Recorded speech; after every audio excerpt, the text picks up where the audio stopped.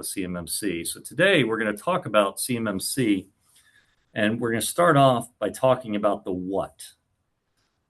And I'd like to begin by giving you a little history. This is going to be brief. I think we only have a half hour for this talk.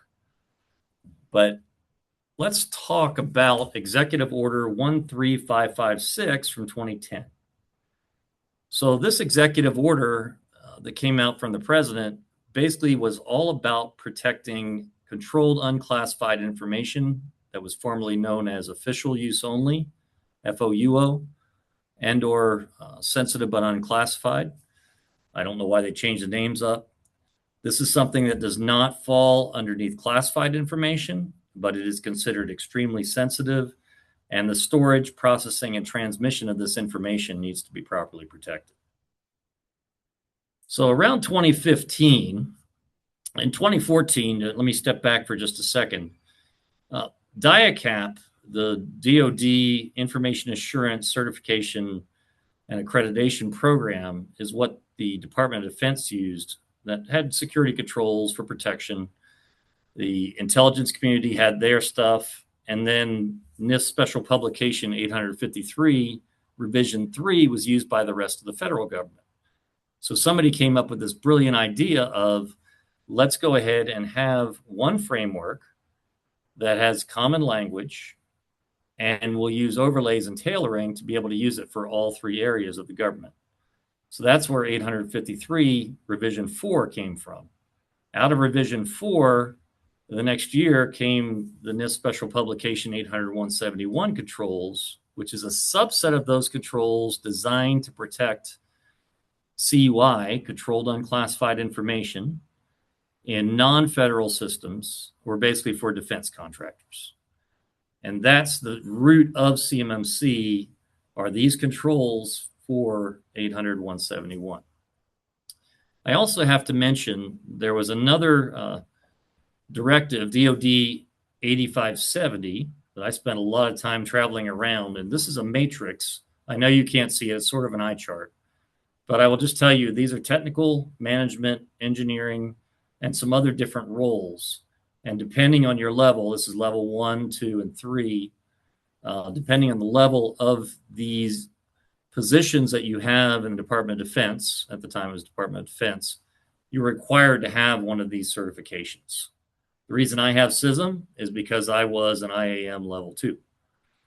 And I was a defense contractor. I never put the uniform on, but I spent a lot of time, around this space and also training people on this.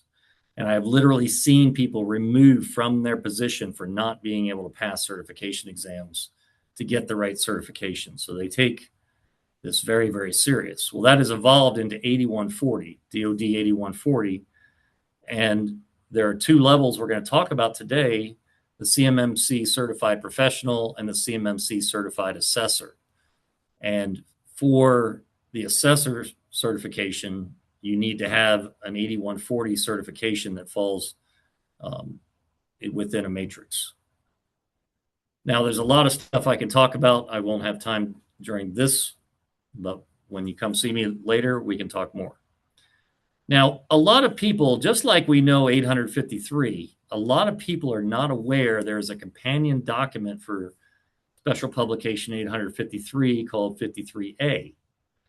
And 853A contains basically the assessing portion of that, which means you look at what to examine, interview, and test to make sure that things are known, implemented, or documented, KID. And that is where the companion document for 53 comes from. There's also a companion document for 171 called 171A that talks about examining, interviewing, and testing. And this is, again, the core of CMMC.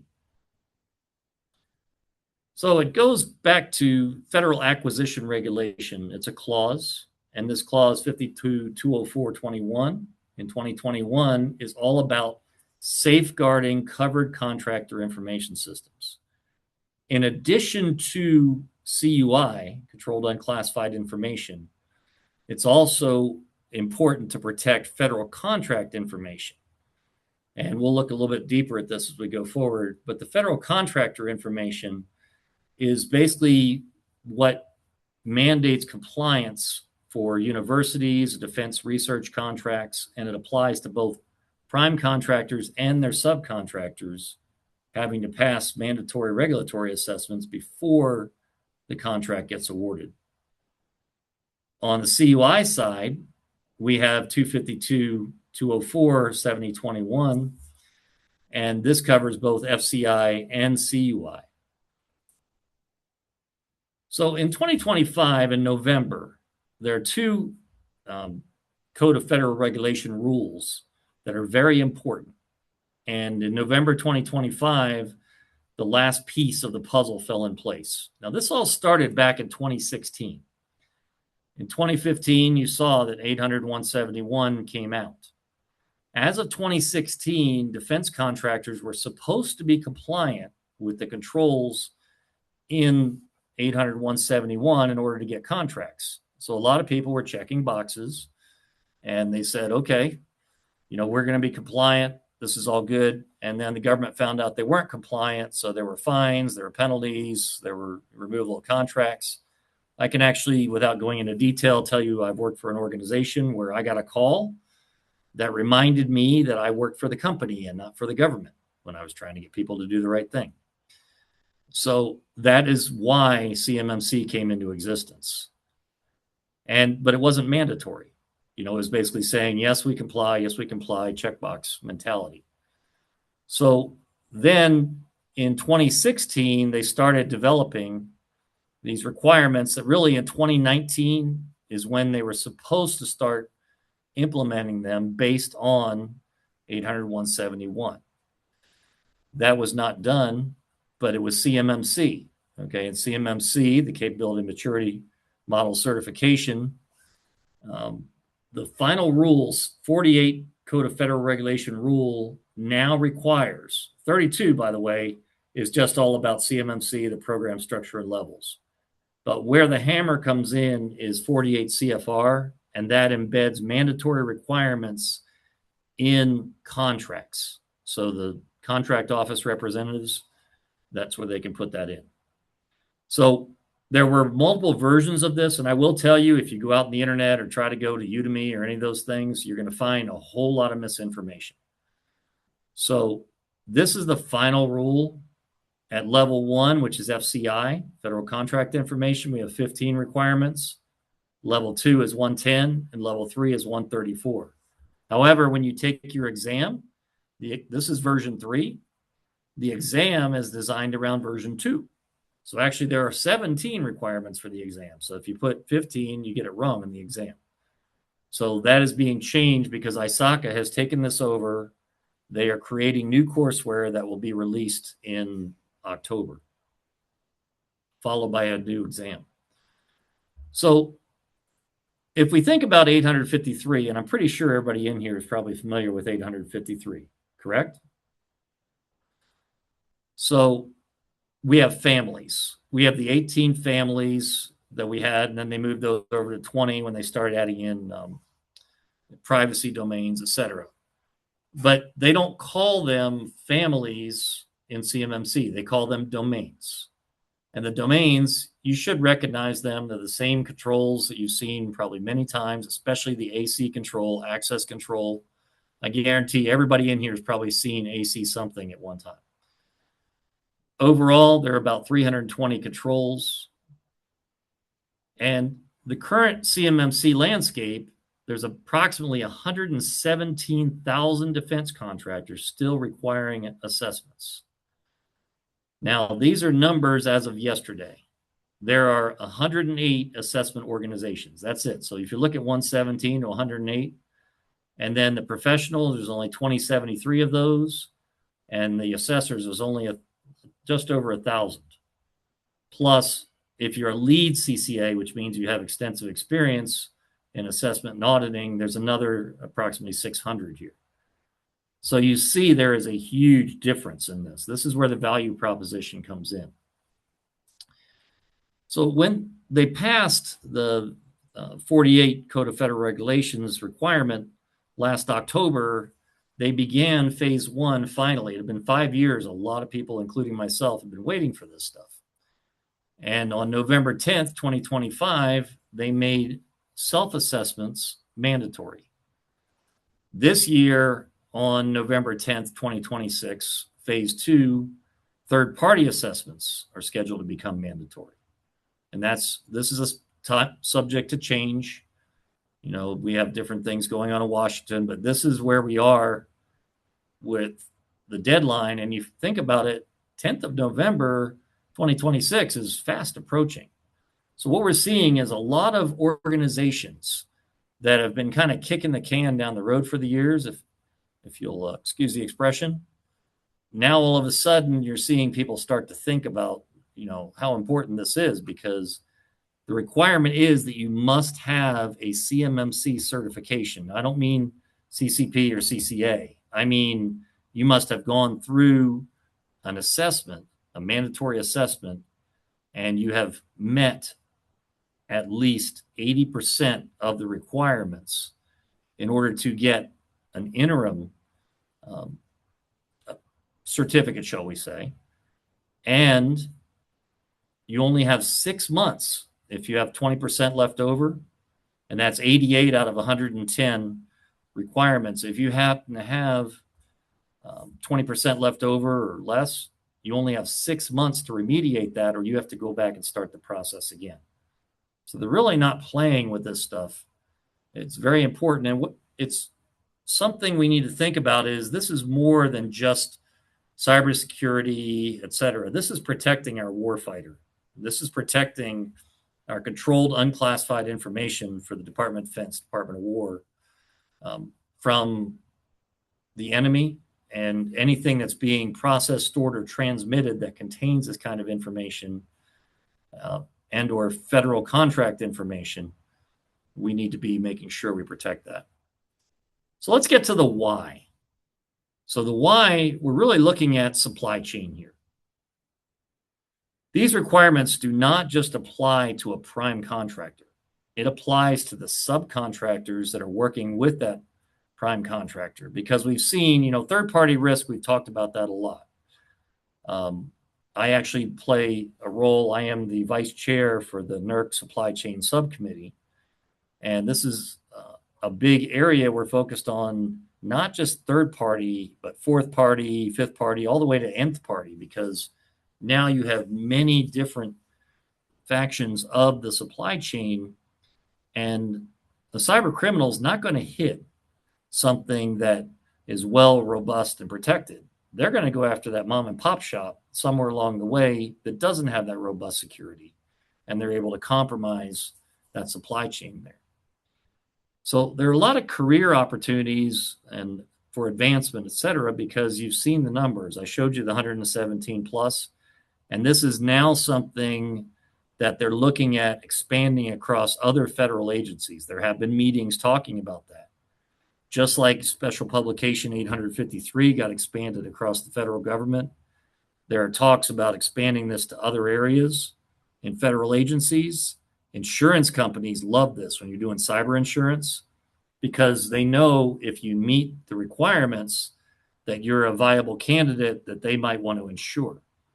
So it's getting a lot of attention as it's moving forward. And again, the bottom line is we're protecting our warfighter and the defense industrial base in general.